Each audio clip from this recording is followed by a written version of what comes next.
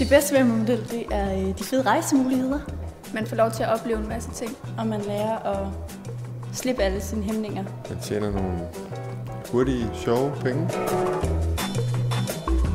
Og de oplevelser og erfaringer, man gør sig, det gør en meget stærkere. Man møder mange kreative, spændende mennesker. Det hårdeste, det er ensomheden.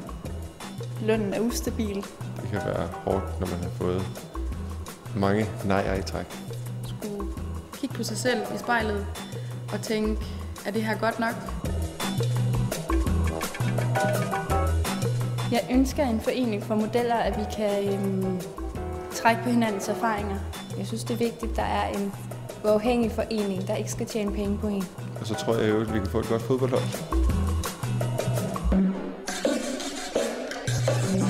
Danske Modeller for mig er et sted, hvor vi støtter hinanden. En forening, som skal fungere som et talerør for modeller i Danmark.